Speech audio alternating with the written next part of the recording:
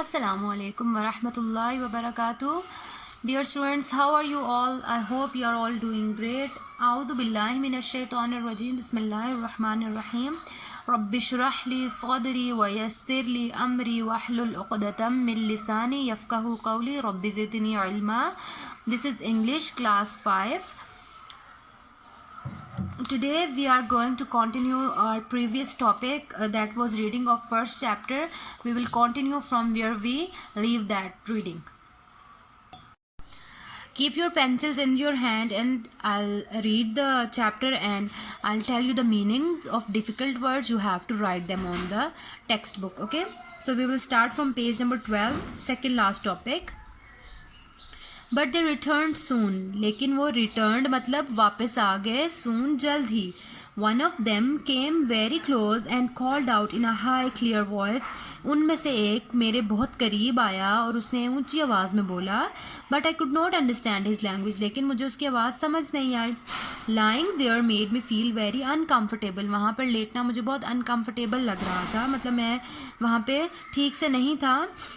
I try to free myself by breaking some of the strings. मैंने अपने आप को आज़ाद करने की कोशिश की और वो जो स्ट्रिंग्स थे उनको तोड़ने की कोशिश की.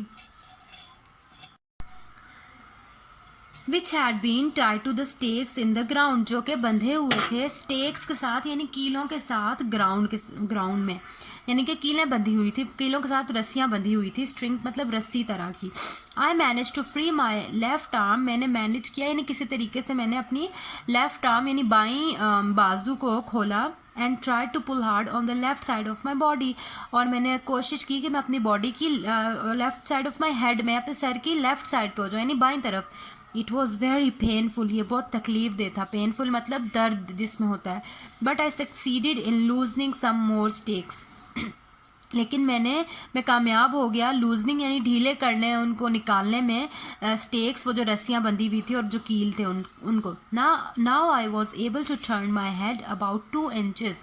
मतलब अब रस्सियाँ खुलने के बाद मैं 2 इंच तक अपना सर मूव कर सकता था.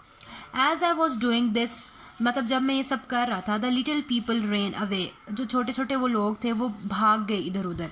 आई heard someone shout an order. मैंने सुना, हर्ड मतलब सुना किसी को, शाउट मतलब वो ऊंची आवाज़ में चीख करके एक ऑर्डर दे रहा था. And all at once about 100 arrows shot through the air at me.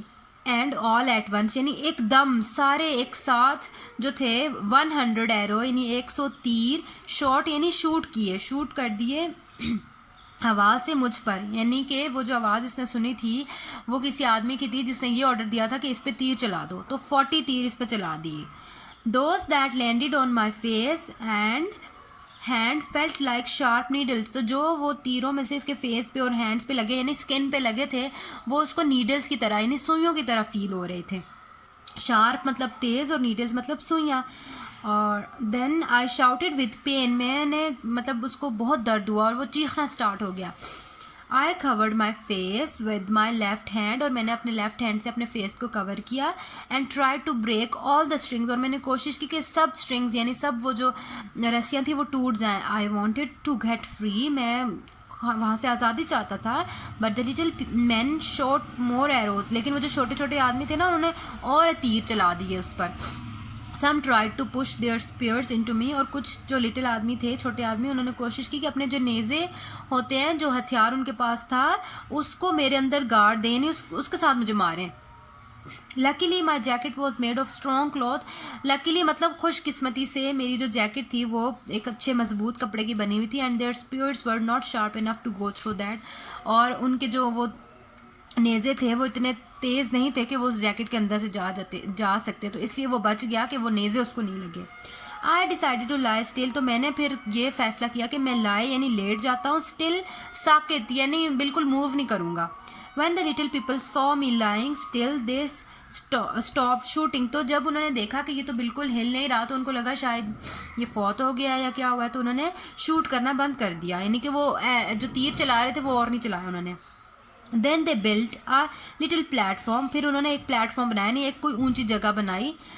It stop was about 18 inches from the ground, तो वो जो ऊंची जगह थी वो ग्राउंड से 18 इंच ऊपर थी. One of the little man began to speak, उनमें से वो जो लिटिल मैन थे उनमें से एक जो था वो उसके ऊपर चढ़ा और बिगेन यानी शुरू कर दिया स्पीक बोलना. But I could not understand anything that he said, लेकिन मुझे समझ नहीं आया कि वो क्या बोल रहा था क्योंकि लैंग्वेज डिफरेंस था. आई वॉज इन पेन, मुझे बहुत तकलीफ़ थी, मैं दर्द में था. Because it was so hot, और गर्मी भी बहुत ज़्यादा थी, क्योंकि गर्मी थी तो वो तकलीफ़ में था. आई ओपनड माई माउथ, मैंने अपना मुंह खोला. And pointed to it because I was hungry, और मैंने पॉइंटेड इशारा किया मुंह की तरफ, मुंह खोला और इशारा किया उंगली के साथ क्योंकि मुझे भूख लगी हुई थी. यानी उन आदमियों को इनकी लैंग्वेज समझ नहीं आ रही थी, इनको उनकी लैंग्वेज नहीं पता थी, तो इन्होंने मुंह की तरफ इशारा किया कि मुझे भूख लग रही है. ही अंडरस्टूड, तो वो जो थे आदमी वो समझ गए. He ordered some people to place ladders against my sides, तो उसने कुछ लोगों को ऑर्डर दिया. प्लेस मतलब रखना, यानी ऑर्डर देना. ऑर्डर दिया कि लैडर्स लेके आओ. लैडर का मतलब होता है सीढ़ियाँ. सीढ़ियाँ रखी अगेंस्ट माई साइड्स, मेरी साइड्स पर, दोनों ये इधर और इधर साइड्स पर सीढ़ियाँ रखी. And this they did at once, और एकदम से उन्होंने एक ही दफ़ा में मतलब ये काम उन्होंने कर लिया एक दफ़ा कहने पे. More than 100 man climbed the ladder, 100 से ज़्यादा आदमी जो थे क्लाइंब हुए यानी चढ़े उस सीढ़ी पर. कैरिंग का मतलब उठाए हुए थे. वो क्या उठा के चढ़ रहे थे? Baskets of bread and meat, जो ब्रेड और मीट की बास्केट्स को उन्होंने उठाया हुआ था. बास्केट टोकरियाँ, ब्रेड मतलब रोटी और मीट गोश्त. Their loaves of bread were so small, loaves का मतलब होता है टुकड़े, यानी ब्रेड का एक टुकड़ा. वो इतने छोटे थे that I ate 3 of them at a time, यानी हम एक ब्रेड का पीस कितना लेते हैं ना, तो उनके इतने छोटे थे कि 3 मिला के हमारा एक बन रहा था. इतने छोटे थे. 8 का मतलब खाना. The little people were pleased, वो जो छोटे आदमी थे वो खुश हो गए. Because I had eaten their food, क्योंकि मैंने उनका खाना खाया था. तो जब हम किसी का खाना खाते हैं तो वो दूसरा आदमी खुश होता है कि इसको मेरे घर का खाना अच्छा लगा है या मेरी जगह का, तो दूसरे अगर खाना ऑफर करें तो हमें भी खा लेना चाहिए.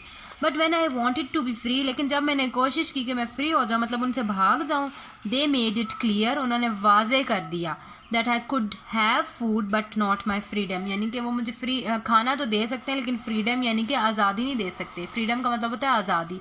ठीक है, यानी कि लिटिल पीपल उनकी खाने पीने में तो हेल्प करेंगे लेकिन ये नहीं है कि उनको आज़ाद कर दें. ठीक है, I hope this chapter is clear to all of you.